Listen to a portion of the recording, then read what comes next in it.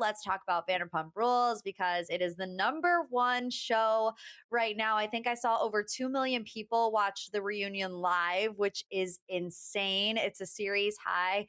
And I can imagine, Mhm. obviously, the numbers are going to grow with next day watching.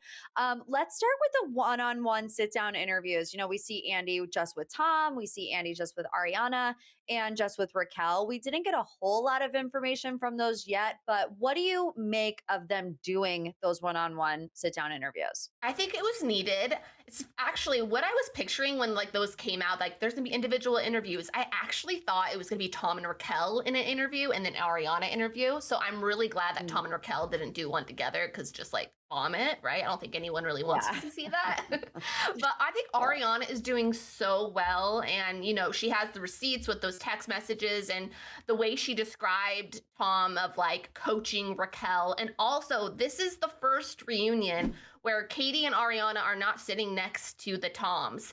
And the way she said, like, normally I'm the one who's a translator, and I feel like Mhm. Katie does the same thing for Schwartz. And without this translation from the girls, the Toms are just like spiraling downhill.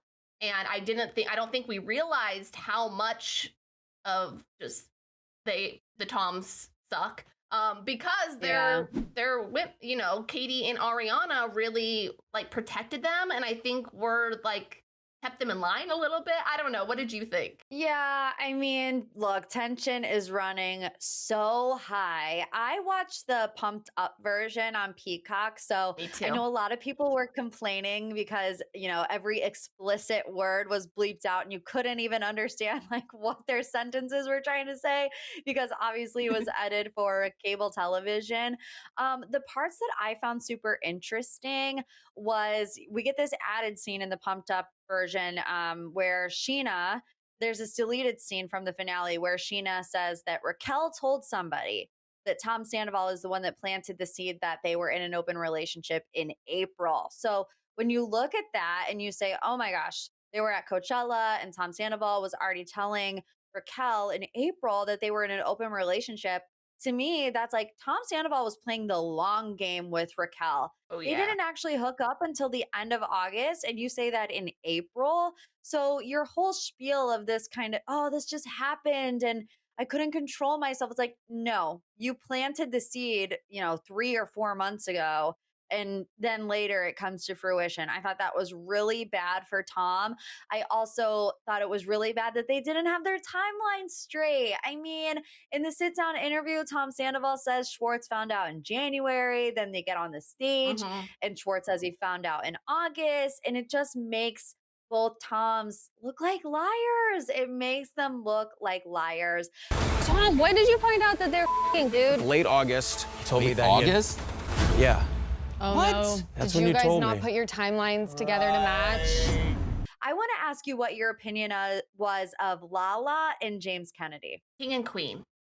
They are carrying the reunion on their backs. Be I'm being honest. honest. You backstabbing hoe. Get in my face again, I'll you up, mother. I'll you up so quickly, Top. You're a worm with a mustache. My cards. Like, the one-liners that we heard from the teaser, they hit just as hard as we're watching it. And the part where, like, Lala's like, shame, shame, and Ariana's booing, like, it's just like, it is all free for all. And I love every second of it. And I'm glad that they aren't like the Lisa Vanderpump of it all, of her just like defending the Toms. I'm not a fan of.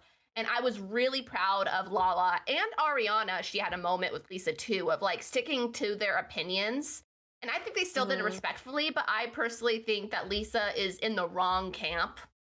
And I think a lot of people online think that as well. And so it'll be interesting to see kind of what Lisa Vanderpump will say like after the fact of like people's responses to the reunion. But yeah, Mhm. James and Lala, their end game to me, I just honestly I think know, they right? belong together. I Yeah. love them, and if anything, like, what great friends, and you could just really see that, and I loved every second of it. I have a bit of a differing opinion from you where at first I loved the energy, right? I mean, You're a worm with a Uh-huh. mustache will go down in Bravo history as one of the greatest insults of all time. When we got to the end of the reunion, though, I was starting to get Mhm. really aggravated with Lala in particular because, like you, I Okay. do appreciate that Lala has an opinion. She voices it and she sticks to it. She doesn't cower for anybody. But after it was like the last 20 minutes after they started talking about Schwartz and Sandy's, and kind of from there on out, I felt like the main conflict going on was between Tom and Lala. And I'm like, I don't care about Lala's beef with Tom. I care about Ariana's beef Mhm. with Tom. And I want to hear, what those two were going through. I don't want to hear from Lala. And especially now that, Ariana has said on multiple occasions that Lala was not in her tight circle.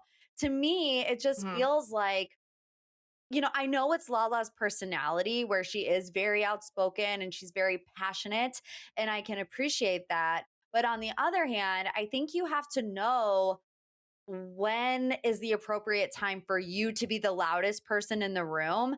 And when the drama doesn't involve you directly, I don't think that's the time to be the loudest person in the room and like take over the reunion. I mean, think about it. People online were talking more about Lala and James than they were talking about Ariana and Sandoval. And I'm like, I feel like we're getting nowhere because Lala and James won't shut up. Interesting take. I definitely think that yes, Lala was a big portion of the reunion and I enjoyed it, but I think there is an element of it of trying to stick up for Ariana. Maybe Ariana isn't always the loudest in the room.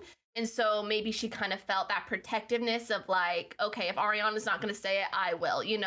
We saw, I think it Mhm. was Call Her Daddy when Ariana was on it, that her plan going in was like to not even make eye contact with Tom and Raquel. Mhm. And so I don't know, maybe it was like, okay, if Ariana's not gonna say it, let me, I Yeah. like to see that positive spin on it, but I do understand what you're saying. And I actually think I DM'd you about because you did a tweet about a Lala theory that I thought was probably spot on of maybe why she's acting this way about Randall. I don't know Yeah. if you want to share it, but I thought it was so spot on. Sure. Yeah. Well, coming into this season, this was probably going to be Lala's biggest season with what was going on between her and Randall. Obviously, there's even a documentary about it now, the Randall scandal, where Lala was kind of duped by this guy. He turns out to be not the guy that everybody thought he was. They're going into this custody battle. So I feel like Lala felt like coming into this season that her story was going to be told and like this was going to be her season. And Scandival kind of took that from her. And I don't know if she's necessarily handling that. I don't know. I feel like sometimes she's always going to tell you her opinion, but I feel like this in Hmm. particular she wants to be heard because her story was not heard. And I don't know if it's like subconsciously she's doing that or if she knows, like I feel like my thunder was kind of stolen by Scandival. So I'm really going to make sure that people hear me.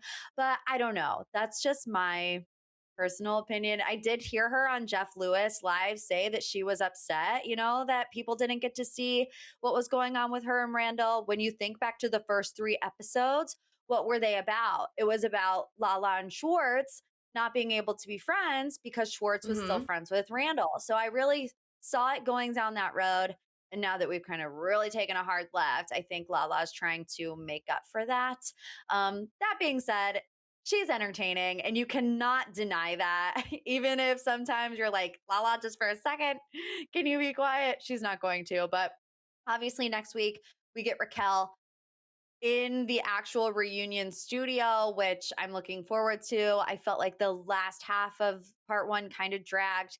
And I mean, I just feel bad for Sheena that she has to leave just so Raquel can come in, but it is what it is. I feel like it's only going to go downhill from here or uphill if you like more drama. So we will be back to discuss the next parts of the reunion. If you want to leave a comment on any Bravo headline, whether it's Teresa and Melissa or Scandival or Lisa Vanderpump. We'd love to hear from our shared news family. So drop a thought in the comment section below. You can come say hi to myself and Kayla G. Our social media handles are on the screen right now. Subscribe to our channel, like this video before you go so you never miss out on any updates, and we'll see you back next time. Bye. Bye.